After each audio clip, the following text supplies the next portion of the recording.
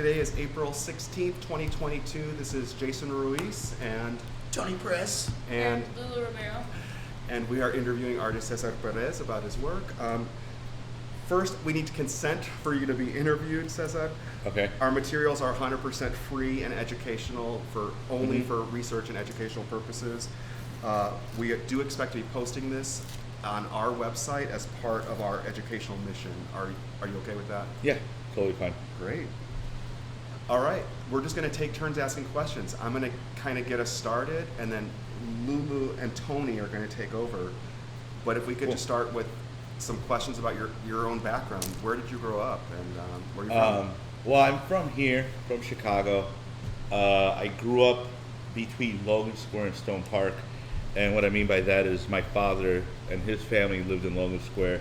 My mother actually grew up in Humboldt Park, and then ended up moving out to Melrose Park, Stone Park. And I was actually born in Melrose Park at the hospital there.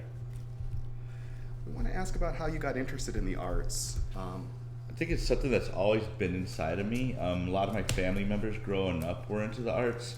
So I think it was one of those things that just happened to be like part of my lineage, you know?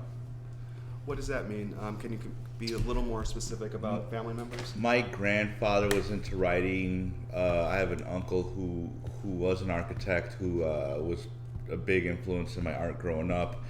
And we have like a long history in our family line of people that were long gone before I was born that were artists and had the talent of creative arts and stuff like that. A lot of my family on my Mexican side is very much into like education and arts and things like that.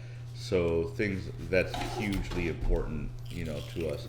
I have a lot more engineers and doctors in my family, but being in the arts was a big deal, especially like finding some means of success in it, you know. You mentioned the Mexican side. Do you have another sort of? Oh yeah, my father's from Cuba. He's from Santiago. So, I mean, as a kid you had interest, but did you receive any kind of formal training in art? When I was a kid, so I had, you know, I was really talented, and I was one of those kids that just only drew. I didn't do homework or anything like that, you know. So, but instead of like kind of like scolding me, my teachers actually convinced my mom to send me to Chicago Academy of Arts for my first year of high school, and I was able to go there for my freshman year off of I had a part scholarship there. I wasn't able to maintain it because it was so difficult for me to just like travel in between. So at that point, I was living in Stone Park, you know, and to be able to go from West Town, Chicago, all the way back to the West Burbs was like every day was a 2-hour mission back and forth. So it affected me. It affected my classes and stuff like that. I wasn't able to get a lot done, but it was actually hugely impactful in how I went about like doing like kind of like developing my own character, you know, because once you go into public school, everything is different. Everyone seems to be on like a very more whatever's, you know, popular kind of thing. It was also really, I don't know, it was depressing just because like the teachers really didn't care as much, you know, whereas Chicago Academy, there were smaller classes, and you're going to school with like a bunch of different creative kids. I think going to Chicago Academy was the first time I was like, I went from Catholic school, 8th grade, to my freshman year, to a school where there was like kids who were already transgender, you know, and kids who were already openly gay, and I had never seen anyone my age like that. You know, so that was like really eye-opening, and it really showed me that like there's a lot more to the world than, you know, your little section of Chicago where everyone's totally blue collar, you know, super religious and Catholic and stuff, you know. So there, like, it actually helped me in a lot of ways other than just the scholastics aspect of it. What time period is that? This is like 94, you know. So 94 is when I was like, that's when I went to American Academy, my freshman year. After that, I ended up going to Proviso because like we just couldn't afford, you know, anything like that. And at Proviso, I ditched all the time. I would ditch school. I mean, I graduated and everything like that, but I just didn't want to be there. I actually used to ditch Proviso and go back to Chicago Academy. It was pretty funny. Like, that's how I actually got caught up. My teachers called my mother and told them, my old teachers at Chicago Academy were like, he's always here. You know, he doesn't go to his other school, wherever that may be. So I had to stop that really quick, you know. Did you receive training beyond that? After that, I went to American Academy. Once I graduated, it was either that or me going to the military. I was thinking Army or something like that, you know. But I got accepted into American Academy. So from that point, I just started going there, and that's what I really wanted to do, was go to art school. I actually wanted to go out of state, like New York, but we're poor. We came from a poor, you know, family. You know, like my grandpa came here when he was like 13, you know, really young. And, you know, if you don't have, and a lot of these schools, like, half the kids are talented and half the kids come up with money, you know, especially Chicago Academy. And that's also the distinction of, like, how I saw people in classes, where I met kids whose parents owned, you know, buildings and stuff like that, you know. And like, we came from, you know, like we just came from, we're first generation. I'm the first generation, you know, of my family. So that was a big deal, you know.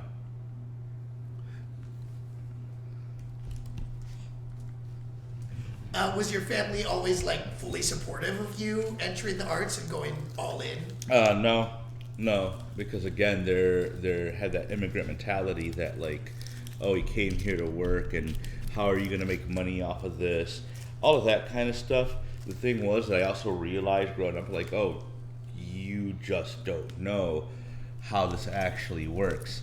So, like, in the arts, I ended up taking being an artist as being a business owner, because that's what you essentially are. You're an entrepreneur. You have to sell your own things. There's no one out there that's gonna, like, hire you to be you, you know. Like, they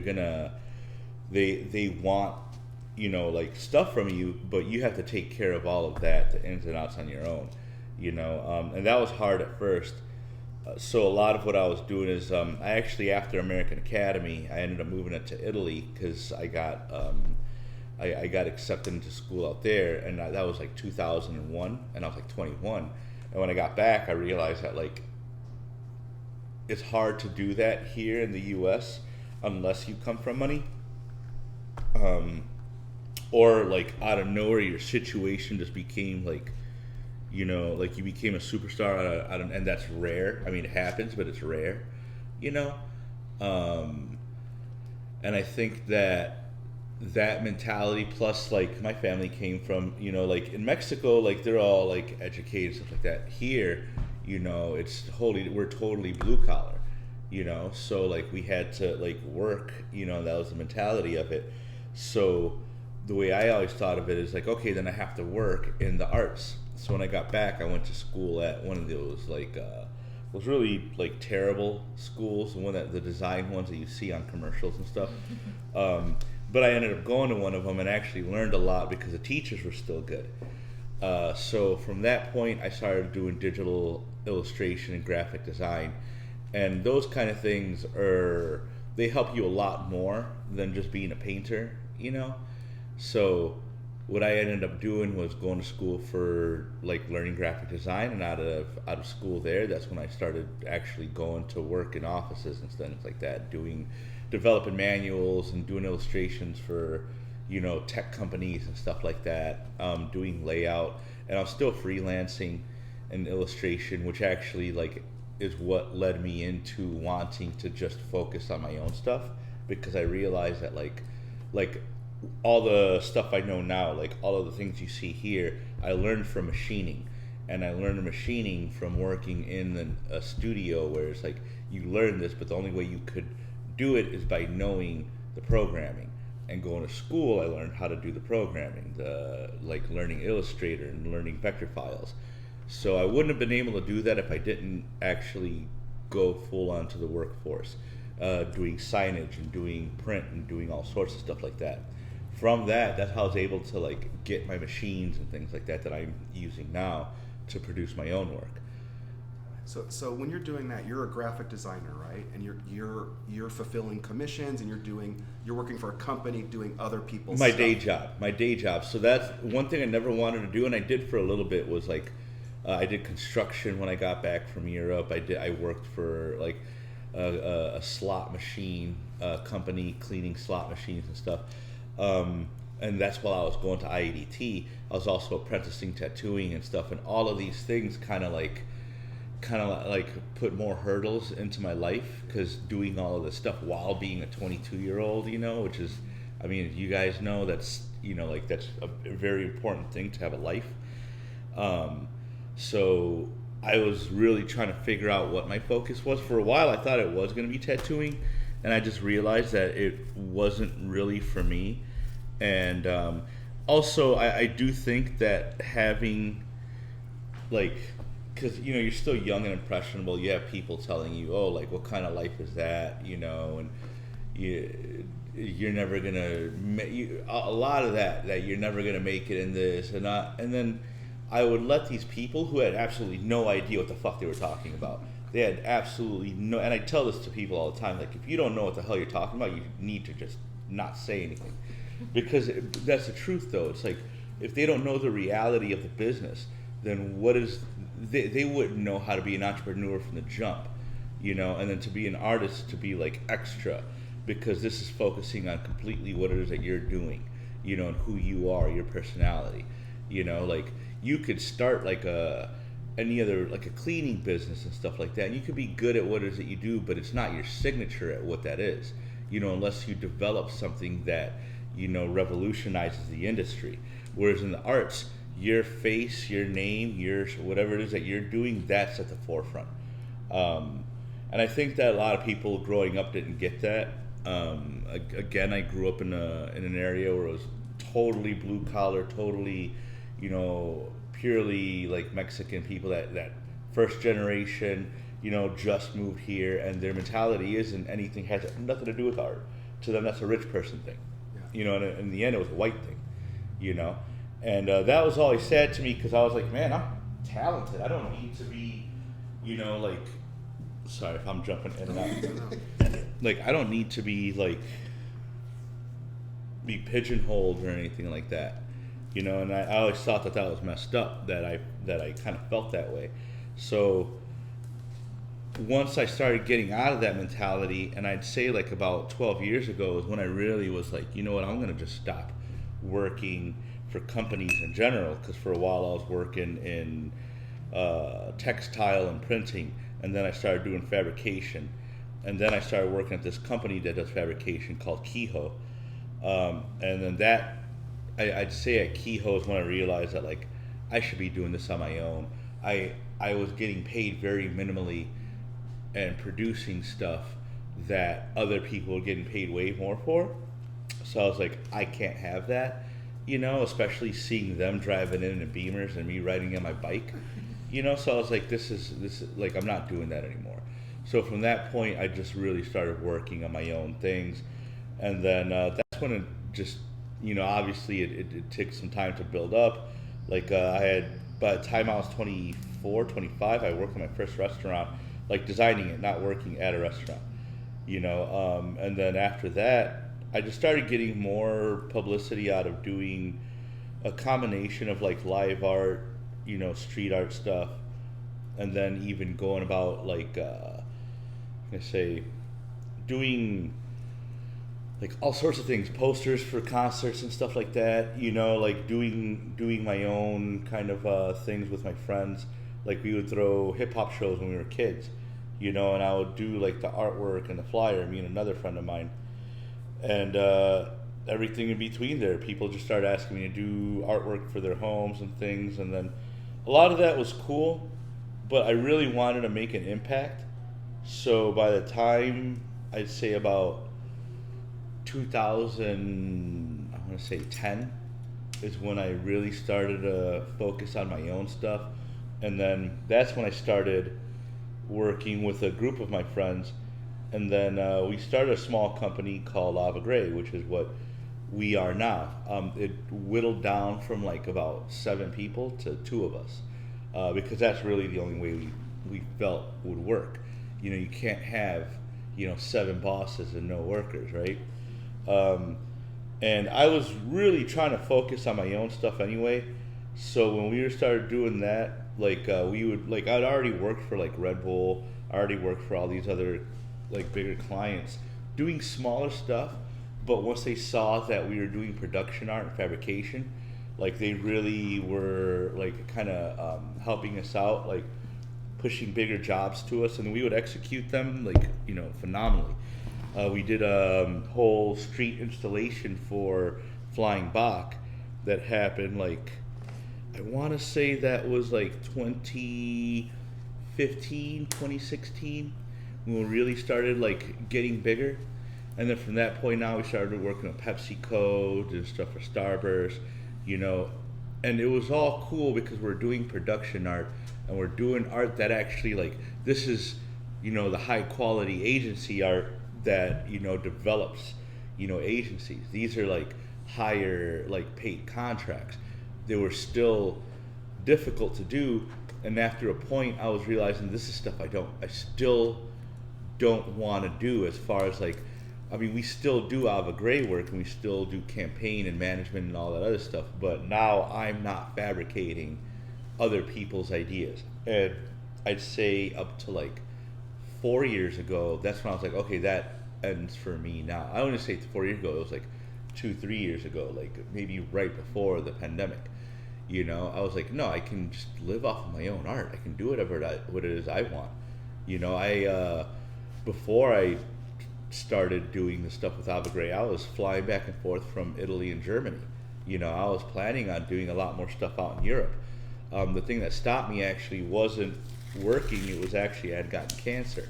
I had a Hodgkin's lymphoma in around 2014, and I found out while I was in Italy, and I felt all these bumps on my neck and stuff like that. So when I got back home, I went to the hospital, went through all these things, and they finally, like after like a year almost, realized that I had cancer. So I had to stay home for like another year and a half. And like during that time, in the arts, you have to be consistent. You can't just like be gone for a year and all of a sudden you come back and everything. Like, no, they look at you like, oh, I thought you fell off, or we thought you just didn't want to do this anymore. And it's like, no, you can't have that, because then that gives an impression upon yourself that you really don't care about doing this stuff, when that's not the reality of it all. Like my whole life has been based around me doing my art, So how were you able to get back in it after, It was just jumping back on the horse, like it's not like people forgot who I was. It was just to the point where it's like they didn't know what was going on with me. I wasn't really verbal about it. They thought I was focusing specifically on Ava Gray stuff, and at that point I was, because I knew that's where the larger commissions were coming in. People weren't buying paintings like that. They would usually hire me to do installations and to do like large scale mural stuff, and I would do paintings and sell them off. But like, I would take me like 2 days to do a painting. I'd sell them for $300. That's actually not very much, so I got to a point where it's like I have to develop my name back again, and then all that while working on Ava Gray with my business partner. But yeah, man, I think a lot of it was a combination of wanting to like get back into, traveling and stuff like that, and then surviving cancer, and that was the thing. It's like 2 of my friends actually, their brothers, both of them, passed away. These are 2 separate people, but both of their little brothers had died at the same time I like went into remission, so it was a big deal. And then it was one of those things that makes you realize, like, you gotta, like, grab life by the horns kind of thing, and, like, not just blow shit off. Because before that, as an artist, you're very bohemian. You're very like, well, I'll do what I like, and I don't care about owning property or anything like that, and, So I think that a lot of that stuff kind of, like, kicked me in the ass and told me you have to take this a little bit more seriously because next time, who knows, you know. Does going through that also, you kind of described that partly connected to when you're jumping off and doing your own work, your own vision rather than other people's visions, you know, did going through cancer affect your commitment to doing your own work? Oh yeah, like it's what made me realize that I need to be doing my own work. At that point in time, I still couldn't just do my own work. It had to be a thing where I, like, in order to make it at, you know, the very beginning, a lot of people have to do stuff that they don't necessarily want to do, but they got to do it, right? So like a lot of my focus was like making sure I wanted to do the work that I want to do, but then still completing the stuff that I didn't want to do, you know, because we were still doing events and still building out like things like that, you know. Can we just go back a little bit to talk about your time in Europe and kind of just describe some of the experiences that you had out there? And Oh yeah, that was great actually. That's probably some of the best times of my life. I was invited out to Italy. So like the initial thing that started it off was that a buddy of mine, this guy Adam Marshall, sent me a call for artists out in Rome, and they were looking for artists from all over the world. And my buddy was like, "Hey, you should try this." And I went ahead and jumped on it. You know, went ahead and like sent out my, you know, a proposal, and it was this thing called Pimp My Mary. And Italians are very weird people because of the fact that they have so much, not weird, but like the way they go about doing things is because like they have Christianity and Catholicism so entangled into their everyday lives much more than we do, that they're living in the place where the Vatican is at. It's a huge deal, you know. So they have this anarchist aspect to them that they're also very much sacrilegious. You know, the younger folks are very much like that. The older ones, no, they're hardcore, you know, religious and whatnot.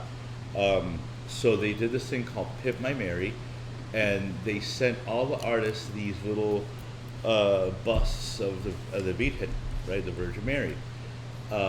They asked me what I would do with it, and what I ended up doing was, some people went crazy, like they made Mary into Hitler, they made Mary into all sorts of crazy shit, which was like, to me, it was like, it's a little too much, you know. I'm not a religious person, but I get the understanding of respecting, you know, people's culture and stuff like that. It's a culture I came from. So what I did was, like, I did an amalgamation of the two different matriarchs in two different religions. So I took the Hindu religion and I made it a multi-armed Shiva goddess with the Mary. So the Mary had multiple arms and she was doing the dance of destruction, you know, Dance of Chaos, I think it was called. But like when I sent that back to them, they loved it, and they were like, "Oh, this is great. We're gonna send you the bust."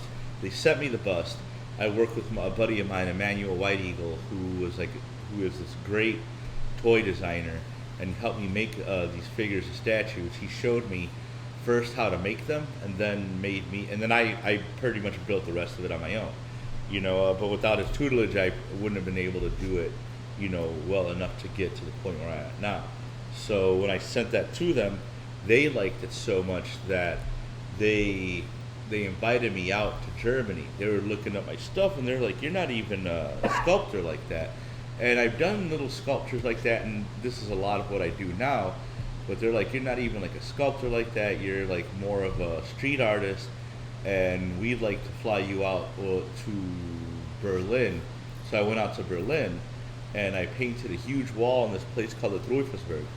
And then from that point, like the guys from Italy, people loved what I was doing, loved who I was, and then just ended up inviting me back over and over again. So the second time I got invited out, it was for a street art festival in Massa Carrara, and then the third time I came out was for an event in Carrara that was dedicated to Latin American arts, which was great because like I had a solo show during that time, and I was doing like murals and stuff like that throughout the area. all while they had other artists there, and they actually had Buena Vista Social Club perform.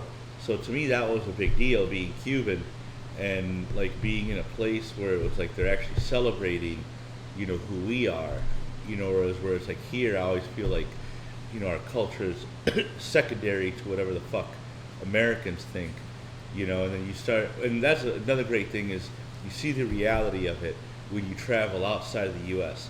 We are actually so enclosed in our own mentality here, thinking that we're number one. Reality, that's not the case at all. We're not as loved and cherished as, you know, the people like to think here. Even when I was out there, they couldn't fathom that I was American because I wasn't a military person. I wasn't some rich kid that like was out there just being a tourist. I was an artist, and they appreciated that, especially being Latino, because they don't see too many Latino people out there, you know. So that was a great experience, you know. And then you come back here. When I got back, you know, even like, because I didn't realize I had cancer. I just knew I had something. But when I got back, I got into a really bad depression because it made me realize that, like, man, I really just don't like it here. You know, I don't like the mentality here. I don't like the way things are done here. I don't like, you know, everything is, you know, just off. You know, but at the same time, it's like this is where I was born. This is where I was raised. This is how I've got to grow up around this stuff. You know. So with that in mind, like, no offense, but why did you choose to stay here? I mean, why Pilsen specifically? Why'd you